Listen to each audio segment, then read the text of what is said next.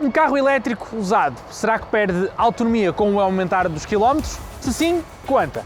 É uma dúvida que tenho certeza que todos temos e que vamos responder em mais um vídeo do Stand Virtual com a ajuda da Spoticar e do Lucas Alves. O Lucas vai estar ao volante deste Peugeot E208 vermelho que tem sensivelmente 20 mil km e eu vou estar ao volante do Peugeot E208 cinzento que tem mais de 60 mil km. Vamos partir aqui das instalações da Stellantis de Sacavém, bem perto de Lisboa.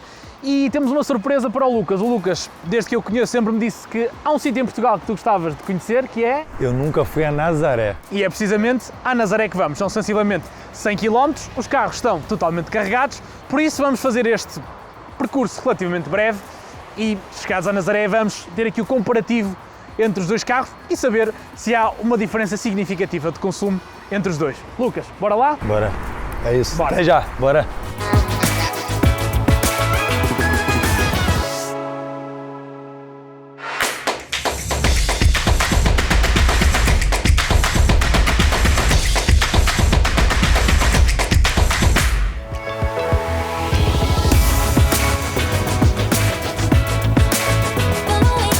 Ao contrário do vídeo anterior que gravamos com o Tiago Ginja, o nosso Office Manager, o Tiago que nunca tinha conduzido um carro elétrico, Lucas, tu já conduziste, para além de um carro automático, um carro elétrico, na verdade já tens aqui alguma experiência a conduzir este tipo de carros. Sim, eu já conduzi um carro elétrico, mas foi só um.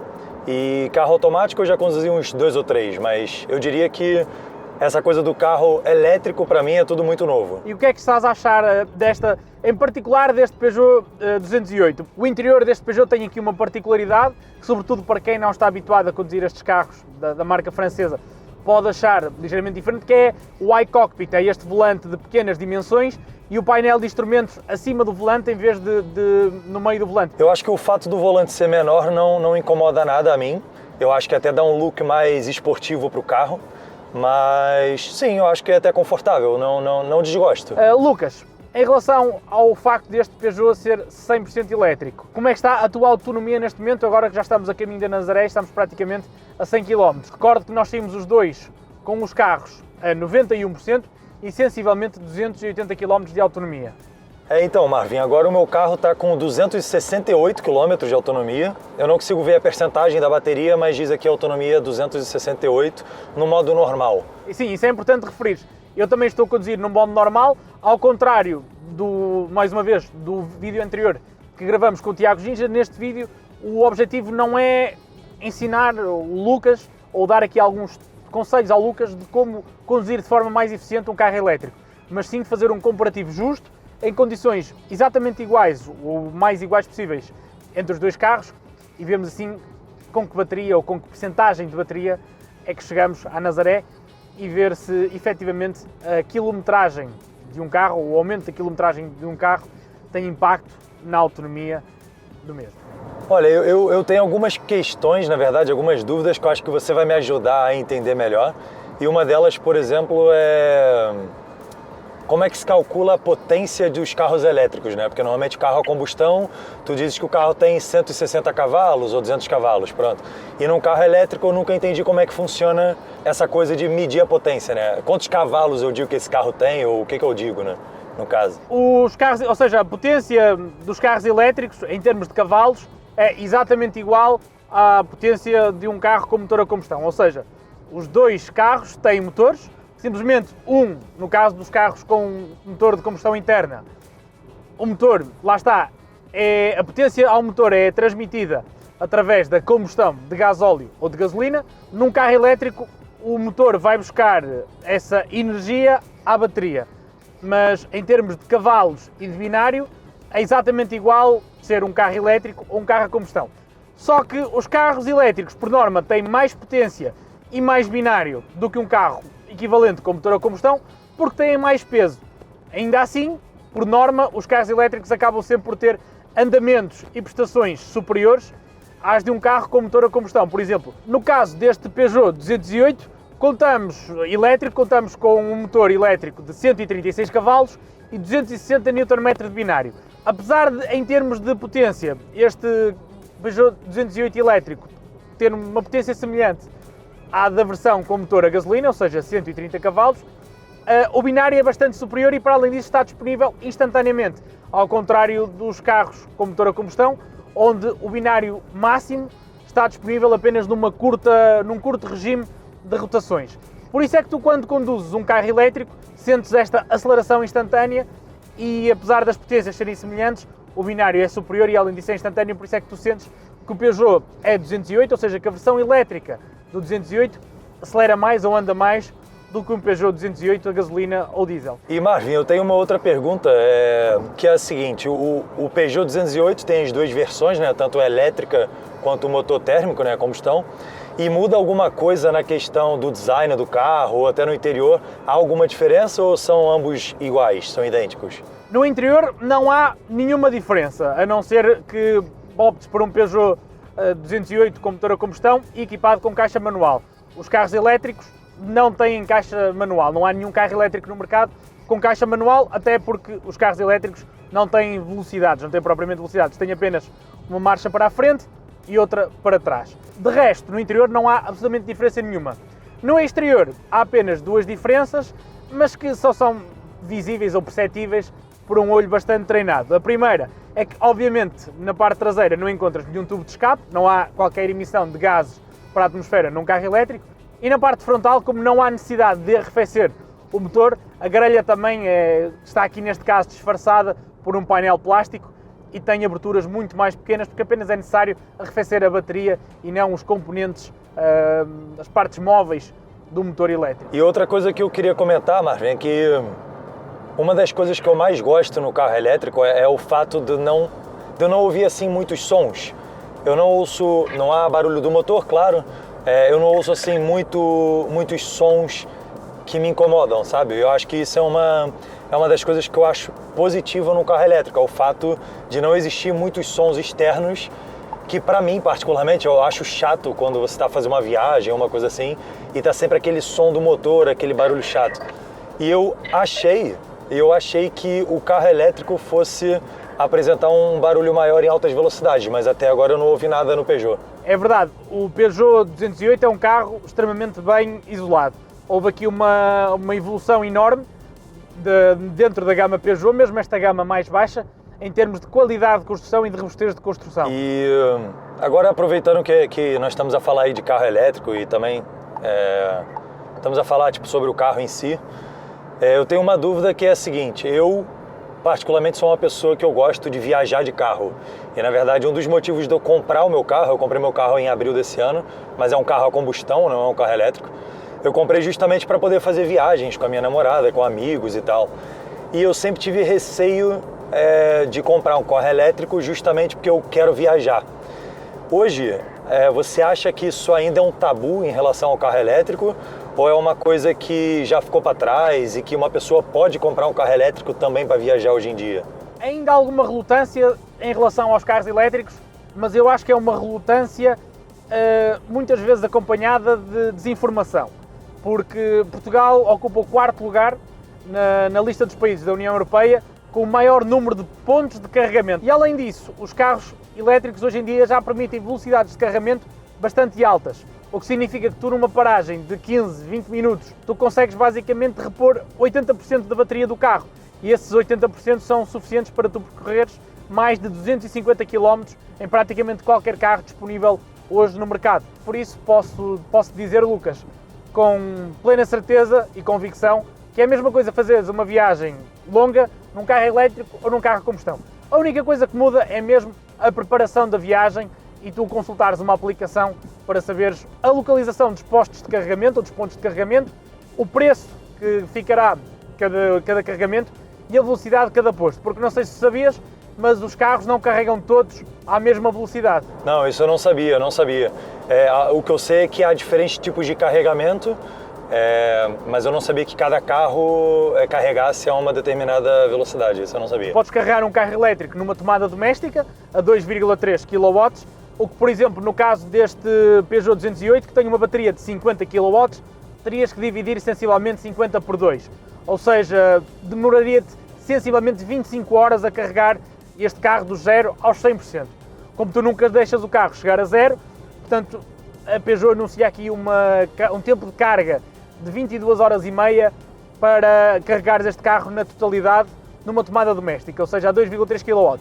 Depois podes carregar numa wallbox de 7 ou de 22 kW e nesse caso tu demorarias sensivelmente 5 horas para carregar este carro numa wallbox doméstica. Depois tens os carregamentos públicos, que são carregamentos rápidos ou ultra rápidos. Num carregamento público a 50 kW, que são os mais comuns, diria, aqui em Portugal, este Peugeot 208 carrega a bateria dos 10 aos 80% em 41 minutos. Se quiseres utilizar um carregador ultra rápido, ou seja, de velocidades superiores a 150 kW, podes aproveitar ao máximo a potência do carregador interno deste Peugeot 208 ou E208, que é de 100 kW, ou seja, num carregamento a 100 kW, este Peugeot E208 consegue carregar dos 10 aos 80% em apenas 26 minutos.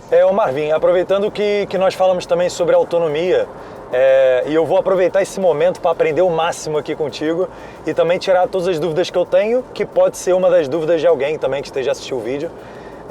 Eu sou muito curioso em relação ao travão regenerativo, eu não sei se é bem esse o nome, mas eu queria saber uma coisa que só é possível regenerar a bateria se eu carregar nos travões, ou mesmo que eu não carregue nos travões, o carro está sempre a regenerar a bateria, a se aproveitar da inércia do carro, né? Como é que funciona isso?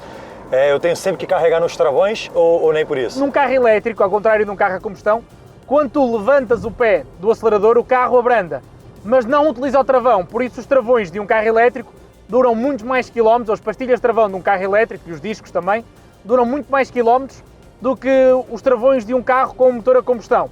Apesar dos carros serem mais pesados e de efetivamente haver maior fadiga e maior desgaste de material quando o travão é aplicado, pelo peso, pela questão do peso, como tu utilizas menos vezes os travões e utilizas, lá está, a travagem regenerativa, que não é nada mais do que meter o motor elétrico a funcionar ao contrário e assim abrandar o carro e tu recuperares energia ou voltares a armazenar energia na bateria, isto permite que os travões durem mais tempo. Sempre que tu levantas o pé do acelerador ou sempre que tu efetivamente travas, num carro elétrico tu estás a recuperar energia, sendo que quando tu travas, efetivamente recuperas mais energia do que quando simplesmente levantas o travão. Mas sobretudo para conduzir em cidade, o Peugeot E208, se tu reparares aqui no manipulo, na alavanca das velocidades, tu tens um D e depois tens um B, certo? Sim, eu vejo aqui um D e um B, exato. Sabes o que é que faz este modo B? Não, esse modo B eu não faço ideia. Então, por exemplo, experimenta, para acionares o modo B, o D é de drive, o B é de braking. Ou seja, tu basicamente selecionas a alavanca de velocidades mais para trás e vais ver no computador de bordo que te aparece um B em vez de um D. Então experimenta colocar nesse B e levantar o pé do acelerador. E agora eu tô no modo B agora, E quando eu tiro o pé do acelerador eu sinto que o carro trava um pouco, né? E também ali no painel de instrumentos já aparece que ele está a recarregar a bateria, aparece já a luz verde e aparece o charge, que está a recarregar a bateria. Mas Lucas, o carro não está a travar, ou seja, tu, mesmo no modo B, tu não estás a aplicar travagem, ou seja, tu não estás a causar desgaste nem nas pastilhas, nem no disco de travão. Tu simplesmente estás a aumentar a travagem regenerativa do carro. O Marvin, também aproveitando que você tinha comentado essa questão física, né, de como que os carros a combustão, quando você aplica os travões e aquilo transforma a energia cinética em energia térmica, eu acho que isso é uma coisa interessante dos carros elétricos, que é o que torna o carro elétrico ainda mais sustentável, porque o carro elétrico é sustentável por si só, porque já não produz os gases poluentes. Mas eu acho que só o fato também do carro elétrico ter a capacidade de usar a energia cinética para regenerar a própria bateria, eu acho que é mais uma componente do carro elétrico ser sustentável, entendeu? Porque no fundo o carro a combustão está sempre a jogar energia que é produzida através da combustão, né? Você está sempre a jogar aquela energia fora na travagem, o que o carro elétrico não faz. E este ciclo, no fundo, que se fecha em relação à travagem e à recuperação de energia, em vez de dissipar energia sob forma de calor, reaproveitá-la para ser o combustível, entre aspas, do carro elétrico, não é a única economia circular que encontras a bordo de um carro elétrico. Por exemplo, há também este mito das baterias, de que quando um carro elétrico já fica obsoleto, quando o carro tem muitos anos, a bateria deixa de servir para potência ou para dar energia aos motores dos carros elétricos, que são lixo eletrónico. Isso não é verdade, porque já há várias empresas e já existem até pessoas que fazem isso, que aproveitam as baterias dos carros elétricos de primeira geração, que já não são suficientes para dar potência ou ter uma autonomia suficiente para fazer mover um carro elétrico, que podem depois aproveitar essas baterias como acumuladores de energia, por exemplo, quando associadas a um painel solar, podem ser depois adaptadas e servirem para abastecer de energia uma casa, uma fábrica, um escritório e tornar assim as empresas autossustentáveis. Eu só queria dizer aqui uma coisa que eu acho que eu vou acabar esse vídeo com vontade de comprar um carro elétrico, cara, por causa de você. E olha que a tua carteira e o ambiente eu acho que iam agradecer. Não, com certeza, com certeza. É porque quanto mais eu converso contigo também, eu tô de fato a utilizar o carro, eu tô a gostar do carro também, eu tenho percebido que há muitos mais pontos positivos do que negativos, eu diria. Então vamos ver, se calhar aí nos próximos meses ou no próximo ano eu ainda troco o meu carro por um carro elétrico e ainda vou Spot Car, não é? Se calhar ainda vou Spot Car para procurar o meu próximo carro. Olha que eu acho que eles têm muita oferta e carros porreiros para ti. A Spot Car, aliás, é representante de marca de usados do maior grupo de marcas que existe neste momento no mundo, que é a Stellantis. Tu tens marcas desde Fiat, tens Peugeot, tens Citroën, tens Alfa Romeo, tens a Jeep. Praticamente todas estas marcas já têm modelos 100% elétricos na sua frota. Por isso, acho que se é a escolha que tu queres, a Spot Car é capaz de ter o carro que tu procuras. Então, se calhar depois dessa gravação, se puderes ligar lá para a Spot Car e pedir para guardar esse carro aqui para mim, eu acho que seria uma boa, hein? Mas eu quero esse, que agora esse aqui já foi o que eu conduzi, entendeu?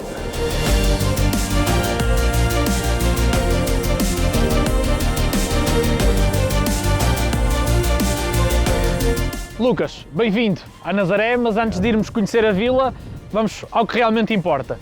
O carro com mais quilómetros até acabou por gastar menos 2% de bateria do que o carro com menos quilómetros. Isto, claro, pode ter a ver com a utilização do ar-condicionado, com a utilização da travagem regenerativa e, claro, o Lucas não está tão habituado a conduzir um carro elétrico, como ele próprio mencionou, foi apenas a segunda vez que ele conduziu um carro elétrico, portanto tudo isto influencia. Mas o que conta é o resultado final. A diferença é muito pouco significativa e até funcionou ao contrário. Desfazemos por isso por total o mito de que os carros elétricos, com o passar do tempo, outros quilómetros, perdem capacidade. Resta apenas agradecer aqui ao Lucas, obrigado por teres entrado nesta aventura, agradecer também à Spot Car e quanto a nós temos encontro marcado no próximo vídeo e na próxima aventura do stand virtual. Até à próxima. Até à próxima.